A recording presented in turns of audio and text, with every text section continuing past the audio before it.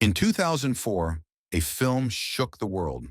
It wasn't a blockbuster backed by Hollywood. It was something else, something raw, spiritual, and deeply controversial. The Passion of the Christ, directed by Mel Gibson, was more than a movie. It was a mission, filmed in ancient languages, rejected by major studios, funded by Gibson himself. It pushed boundaries and broke records. But behind the scenes, strange things happened. Unexplainable things. Lightning strikes, real injuries, harsh conditions, and a cast who claimed to feel something divine. This is the untold story of suffering, sacrifice, and mystery. This is the passion behind the passion. Okay, so what if one of the biggest Christian films ever wasn't just a film? Yeah, like there was something else going on behind the scenes. Exactly. We're diving into the story behind Mel Gibson's The Passion of the Christ, and it gets, well, pretty strange. We've looked at the sources you sent, and it's definitely more than just box office stats and the usual Well, controversies. you, our listener, have asked about this one. We want to go deeper, find those unexpected, maybe even unexplainable bits of the production. Yeah, the goal today is to look at the whole picture. The weird stuff, Gibson's intense drive, what happened to people afterwards. It's not your typical Hollywood story. Definitely not. So let's start with Mel Gibson himself. Late 90s. He's huge, right? Top of his game. Absolutely. A-list star, director, but the sources paint a picture of someone really battling some demons. Yeah, addiction, depression, feeling like something was missing. He even mentioned inappropriate thoughts. Sounds like a pretty dark place. And that seems key. This period led to this incredibly intense reconnection with his Catholic faith. It wasn't gradual, it was profound, all-consuming almost. That's where the passion idea came from, wasn't it? Not like a career move, but something personal and imperative. Exactly. He famously said, "My sins were the first to nail him to the cross." So I wanted to tell his story.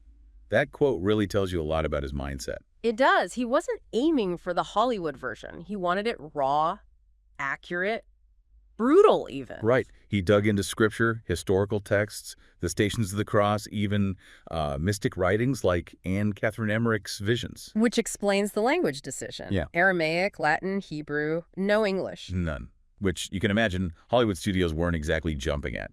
From a purely commercial standpoint, it's a tough sell. They wanted changes, naturally, make it more accessible, but Gibson wouldn't budge. Nope, he felt it would betray the whole point. So he did something pretty much unheard of. He funded it himself, the whole thing. Production, marketing, $45 million. His own money. Massive risk. It really underscores that he saw this as a calling, not just another movie deal. Definitely. And that thinking extended to casting, too, right? He didn't want big stars. No, he wanted audiences to see Christ, not a famous actor.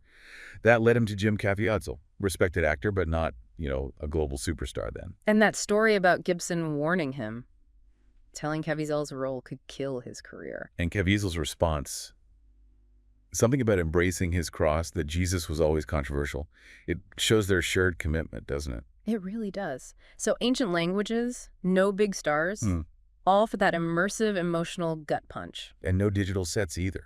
Real locations. Matera, Italy. Looked like ancient Judea. But it wasn't easy. Freezing cold, crazy winds, storms. They built a full-scale Golgotha. Yeah, and the sources say once filming started, the feeling on set changed. People felt like something else was happening. Okay, let's get into that, the strange stuff. Because it sounds like it wasn't just difficult, it was weird. It really does. The atmosphere shifted. Yeah. And then the lightning. Right. Jim Caviezel, on the cross, actually struck by lightning. Can you imagine? Reports say he bit through his tongue or cheek, and it might have led to heart problems later on. Just unbelievable. One strike is shocking enough, but wasn't there more? The assistant director struck twice on the same location during that shoot. Twice. That's, statistically speaking, incredibly unlikely, isn't it? Extremely. So you can see why people on set started interpreting it. Was it a sign? A warning?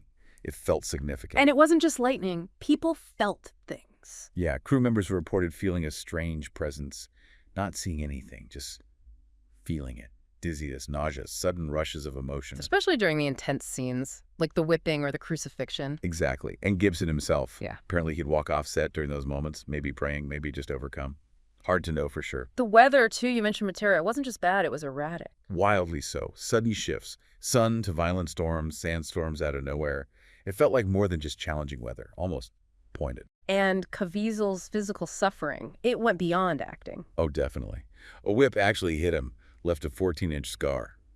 He dislocated his shoulder carrying the crossed, those screams you hear, reportedly real. Wow. And the makeup artist couldn't tell his real bruises from the fake ones. That's the story. Plus, he got hypothermia filming the crucifixion scenes in the cold. It was a brutal physical experience. And then those, well, coincidences. JC initials, age 33 during filming. Right, same initials as Jesus Christ, same traditional age. Coincidence? Or did it just add to that feeling on set that something profound was happening? Makes you wonder. And others got sick too. Fevers, nightmares. Yeah, it wasn't just Caviezel. Yeah. Meanwhile, Gibson got more withdrawn, more serious, starting every day with prayer, reading the Bible. It paints this picture of a set that felt charged, like a battlefield, as some sources put it. And Gibson saw the film itself as a spiritual weapon. That seems clear. So the film gets made under these intense, strange circumstances. Then comes the release, which was also different. Very unconventional. Gibson pretty much skipped the usual Hollywood marketing blitz. He went straight to churches, right? Yeah. Religious leaders. Exactly. Early screenings for pastors, endorsements from faith leaders. Yeah. It was grassroots, targeting the Christian community directly, like a spiritual mobilization. And it worked. Massively. Phenomenally. Yeah. Church groups booking whole theaters, sermons about the film. It became an event, not just a movie. And the box office. Just staggering. Opened on Ash Wednesday, huge numbers. Highest grossing R-rated film at the time. Over $600 million worldwide. For a self-funded film in Aramaic and Latin, it completely defied expectations. Shook Hollywood up. But with that success came backlash. Big time. The anti-Semitism charges. Yes, that was a major controversy. Groups like the Anti-Defamation League were deeply concerned about his portrayal of Jewish authorities and the potential to fuel anti-Semitism. Yeah. That old, dangerous idea of blaming Jews for Jesus' death. Gibson's defense was that he was just following the Gospels, wasn't it? He maintained that, yes. But critics argued his choices in how he portrayed those accounts were problematic. It shows how interpreting scripture could be so loaded, so sensitive. And then there was the violence, just how graphic it was. Oh, absolutely. The scourging scene, in particular, its length, its brutality. People were reportedly fainting, vomiting. I remember critics being stunned. Roger Ebert called it the most violent film he'd ever seen. Others felt abused by it. Yet Gibson mostly stayed silent through all that criticism. How was it received globally? Was it the same everywhere? No, quite varied. Hugely popular in places like Mexico, Italy, Poland. But in countries like France and Germany, there was more pushback, partly due to those historical sensitivities around anti-Semitism. And within Christian communities, was it universally praised? Not entirely. Many saw it as a powerful transformative work, a tool for evangelism, even reports of healings. But others found the violence excessive, worried it stoked divisions, or saw it as pushing a kind of fundamentalist view. So even within its target audience, opinions differed. It really became this cultural fault line, didn't it? Tied up with Gibson's personal life controversies, too. Absolutely.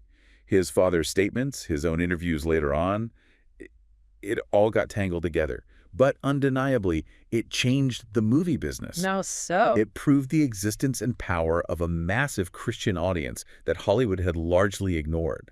That led to a whole wave of faith-based films trying to capture that market. They're nothing quite like The Passion again, maybe. Perhaps not. It remains kind of unique in its scale and impact. So the film is out, it's huge, it's controversial. But what about the people involved? What happened after? The sources hint at some really dramatic outcomes. Yeah, it's almost like the intensity didn't stop when the filming did. Some found God, some kind of vanished from the public eye. Others seemed to carry these, well, invisible scars. Jim Caviezel, for instance. His career path definitely changed. It seems like it. He was rising, but after The Passion, things slowed down. There was talk in Hollywood. Was he too religious now, too difficult, maybe even blacklisted? He just said, I just played Jesus. Right. But he's never expressed regret. He sees it as a calling, and he's become much more vocal about his faith since then, choosing explicitly Christian projects, speaking at events. Seems like it deepened his convictions. And Mel Gibson. Phenomenal success with the film, but then... A very public downfall. The DUI, the anti-Semitic rant, other scandals. His image took a massive hit. But some people close to the film suggested the film itself changed him, or that the backlash was somehow unnatural. There are hints of that. that the experience, or maybe the act of making the film, had consequences beyond just bad press. He still calls it a divine assignment. Apparently he's working on a sequel. But he doesn't talk much about the first one now. It's interesting. It wasn't just the leads either. The crew experienced things too. Reportedly, yes. Some had conversions, started studying the Bible. Extras, technicians, caterers. Stories of dreams, visions, strong emotions tied to the filming. Like Luca Leonello, who played Judas. He was an atheist. Self-proclaimed atheist before filming, yes. And reportedly converted afterwards.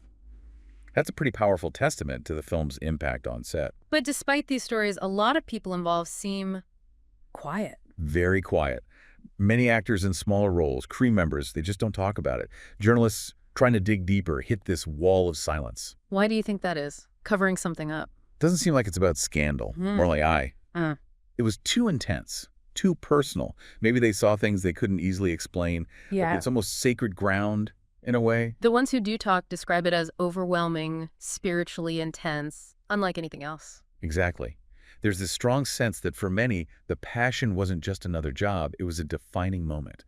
A before and after. Maybe it cost them personally, but you don't hear regret. It's more like they saw something, felt something extraordinary. So when you put it all together, Gibson's drive, the bizarre events on set, the massive reaction, the lasting effects on people, it leads to the big question, doesn't it? It really does. For you, the listener, thinking about all the dedication, the strangeness, the fallout, what do you think? Was The Passion of the Christ just an incredibly intense, controversial film? Or was there something more going on, something else at play during its creation? Definitely leaves you wondering about faith, art, and maybe things we don't fully understand. A lot to think about.